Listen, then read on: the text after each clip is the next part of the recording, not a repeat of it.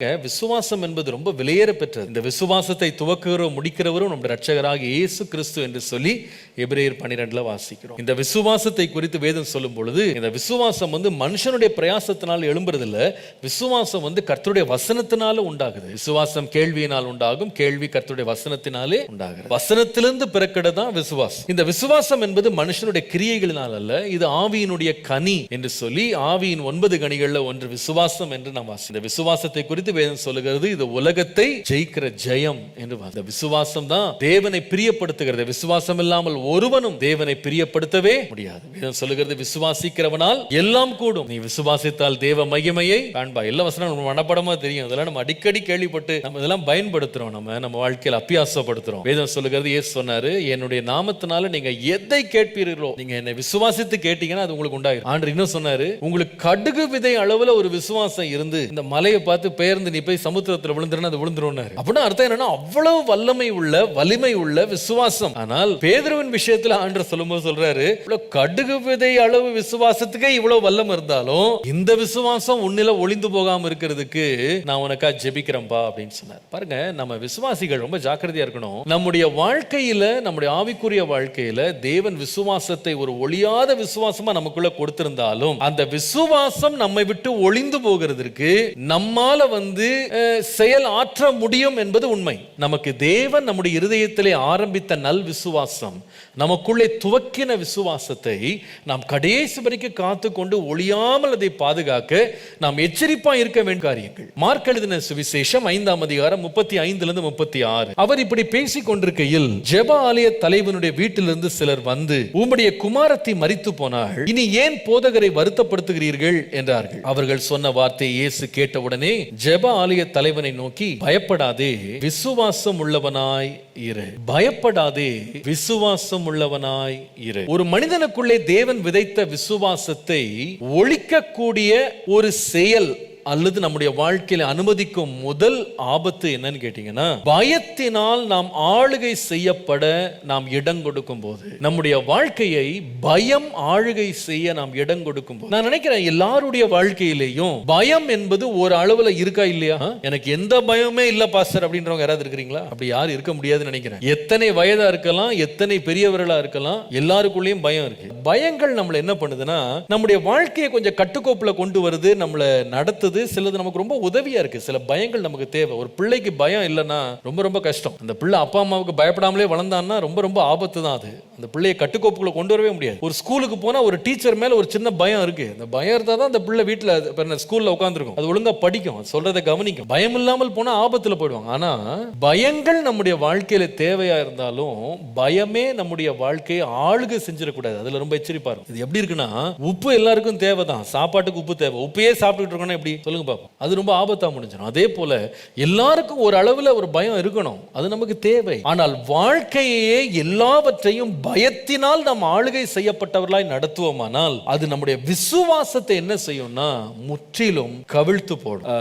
வேதம் சொல்லுகிற வசனம் என்னன்னு கேட்டா, தேவன் நமக்கு பயமுள்ள ஆவியை கொடாமல் அன்பும் பலமும் தெளிந்த புத்தியும் உள்ள ஆவியை தேவன் என்ன பண்றாரு, நம்ம கொடுத்திருக்கிறார். அதை நம்ம மறந்துடக்கூடாது. கர்த்தர் நம்ம கொடுத்திருக்க காரியம் என்னன்னு கேட்டீங்கன்னா, பயத்தின் ஆவி கிடையாது, தெளிந்த புத்தியினுடைய ஆவியை கர்த்தர் கொடுத்திருக்கிறார். கர்த்தருடைய நாமத்திற்கு மகிமை உண்டாவதாக. ஆனாங்க ஒரு பக்கம் ஆண்டவர் நமக்கு பயமுள்ள ஆவியை கொடுக்கலன்னு சொன்னாலும், நீங்கள் நீதிமொழிகள்ல 28:14 வாசிக்கும் போது, எப்பொழுதும் பயந்திருக்கிறவன் பாக்கியவான் அப்படின்னு வாசிக்கும். எப்பொழுதும் பயந்திருக்கிறவன், எப்பொழுதும் ஒரு பயம் இருக்கிறது தப்பு இல்லை. ஆனா அந்த பயம் நம்மள என்ன செஞ்சிடக்கூடாதுன்னா ஆளுகை செய்யக்கூடாது. அடிக்கடி நான் யோசிக்கிறேன், இந்த சம்பவத்தில் யோசிக்கும் போது அடிக்கடி என் மனதில் வர்ற கதாபாத்திரம் பைபிள்ல சவுல். சவுலுடைய லைஃப்ல அவன் கர்த்தர் அவனுக்கு கொடுத்த ராஜ்ய பாரத்தை அவன் இழந்து தேவனுக்கு விரோதமாக அவன் கீழ்ப்படியாமையின் பாவத்தில் விழுந்து அவன் அநேக துக்கங்கள்ல கடைசி தன் வாழ்க்கையை முடிக்கிற லெவலுக்கு அவன் வந்ததுக்கு ஒரு முக்கியமான ஒரு காரணம்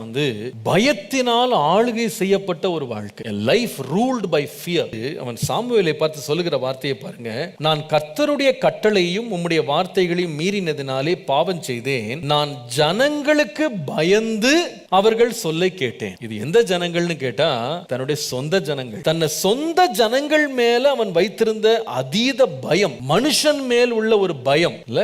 கடைசியில் அவன் என்ன வாக்கிருச்சுன்னு கேட்டா வேதம் சொல்லுது, கர்த்தருடைய வார்த்தையை மீறதுக்கு அவனை என்ன பண்ணிச்சு, நடத்திட்டு போயிடுச்சு. ரெண்டாவது அவனுடைய லைஃப்ல ஒரு பயம் இருந்துச்சு. சொந்த ஜனங்களை பார்த்து மாத்திரம் அவர் பயப்படல. 1 சாமுவேல் 17ஆம் அதிகாரம் 11ஆம் வசனம் வாசித்தீங்கன்னா, சவுலும் இஸ்ரவேலர் அனைவரும் அந்த பெலிஸ்தியருடைய வார்த்தைகளை கேட்டு கலங்கி மிகவும் என்ன செய்தாங்க, பயந்தாரு. ஜனங்கள் பயப்படுறது வேற, இங்க பயந்தது யாரு? ராஜாவே பயந்துட்டாரு. ஒரே ஒரு மனுஷனோட வந்து யுத்தம் பண்றதுக்கு அந்த மனுஷன் கூப்பிட்டான். ஒரு மனுஷனோட ஒரு மனுஷன் எனக்கு வாங்க, இஸ்ரவேல்ல இருந்து ஒரு மனுஷனை அனுப்புங்க, அவர்களோட யுத்தம் பண்றேன்னா சவுல் என்ன செய்கிறாருன்னா, நான் போக மாட்டேன். அந்த பக்கம் ராட்சதன் தான். ஆனா இஸ்ரவேல் ஜனங்கள்லயே ரொம்ப உயரமான மனுஷன் யாருன்னா சவுல் தான். ஆனா இவரே என்ன பண்ணாருன்னா அந்த கோலியாத்துக்கு பயந்துட்டு போய் ஒளிஞ்சிட்டு இருக்கிறத இங்க பார்க்கலாம். மூன்றாவது, கடைசியாக 1 சாமுவேல் 28ஆம் அதிகாரம் 5ஆம் வசனத்தை பார்க்கும் பொழுது, சவுல் பெலிஸ்தியரின் பாளையத்தை கண்டபோது பயந்தான். அவன் லைஃப் பாத்தீங்கன்னா டோட்டலி என்கல்ஃப்ட் இன் ஃபியர். தன்னுடைய சொந்த ஜனங்களை பார்த்து பயம், ராட்சதனை பார்த்து பயம், கடைசியில பெலிஸ்தியர் சத்துருக்களின் சேனைகளை பார்த்து அவனுக்கு பயம். அவருடைய விளைவை நீங்க பார்ப்பீங்களானா, அந்த பயம் வந்து தேவன் மேல் அவன் வைத்திருக்க வேண்டிய விசுவாசத்தை, தேவன் மேல் அவன் சார்ந்திருக்க வேண்டிய வாழ்க்கையிலிருந்து அவனை கொஞ்சம் கொஞ்சமா விலக்கி கடைசியில எங்க போய் உட்கார்ந்து இருக்கிறான்னு கேட்டீங்கன்னா, அஞ்சனம் பார்க்கிற ஸ்திரீட்ட போய் உட்கார்ந்துருக்கான். சவுலுடைய வாழ்க்கை அப்படி இருந்தது. அவன் ஆரம்பிக்கும் போது எவ்வளவு தேவனை விசுவாசிச்சு ஆரம்பிச்சான் தெரியுமா? எவ்வளவு தேவனை நம்பி ஆரம்பிச்சான் தெரியுமா? எவ்வளவு தேவனுடைய வார்த்தைகளை பற்றி கொண்டு பெரிய பெரிய அற்புதங்களை செய்தான். ஒரு காலத்துல அவன் வந்து தீர்க்க தரிசனம் சொன்னவன்.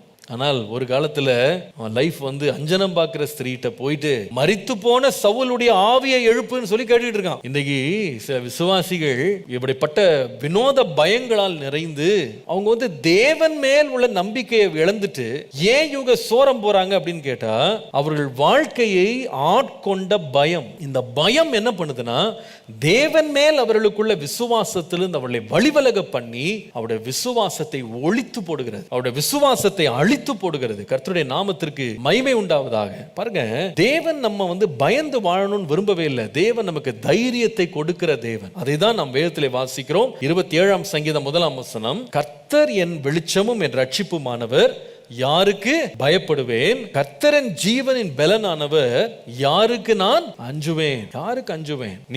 சங்கீதம் 118ஆம் சங்கீதம் 6ஆம் வசனத்தை வாசிக்கும் போது, கர்த்தர் என் பட்சத்தில் இருக்கிறார், நான் பயப்படேன்.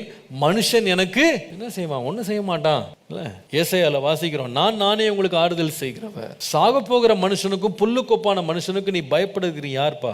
ஏன் பயப்படுற? கர்த்தர் நம்ம பயப்படாம இருக்கணும், தைரியமா இருக்கணும் தான் விரும்புறாரு. ஏன்னா அந்த தைரியம் தான் நம்மளை வந்து விசுவாசத்தை காக்குது. இந்த தைரியத்தை நம்ம பெற்று நம்ம திடனா நிக்கணும் அப்படின்னா அதற்கு ஒரு வழி, ரொம்ப முக்கியமான ஒரு வழி இருக்கு. அதை மாத்திரம் உங்களோட ஷேர் பண்ணி நான் கடந்து போறேன். 43ஆம் அதிகாரம் ஏசாயா பாருங்களேன். இப்போதும் யாக்கோபே உன்னை சிருஷ்டித்தவரும் இஸ்ரவேலே உன்னை உருவாக்கினவருமாகிய கர்த்தர் சொல்லுகிறதாவது, பயப்படாதே, உன்னை மீட்டுக் கொண்டேன், உன்னை பேர் சொல்லி அழைத்தேன், நீ என்னுடைய. நல்ல கவனிங்க, நம்முடைய வாழ்க்கையில இந்த பயத்திலிருந்து வெளிவர வேண்டுமானால், பயத்திலிருந்து விடுதலையாக வேண்டுமானால், ஒரு விசுவாசியினுடைய வாழ்க்கையில இருக்க வேண்டிய ஒரு பழக்கம் என்னன்னா, கர்த்தர் சொல்லுகிற வார்த்தையை கேட்கிற ஒரு பழக்கம் இருக்கணும். ஒரு மனுஷனுடைய வாழ்க்கையில கர்த்தருடைய சத்தம் தொனிக்குமானால், நிச்சயமா நான் சொல்றேன், அந்த சத்தம், அந்த வார்த்தை நம்முடைய பயங்களை எல்லாம் விலக்கி போடும். அல்லேலூயா. உன்னை உருவாக்கின கர்த்தர் சொல்லுகிறதாவது, பயப்படா. கர்த்தருடைய வார்த்தை என்ன சொல்லுகிறதோ அதை நம்ம கேட்கும் போதுதான்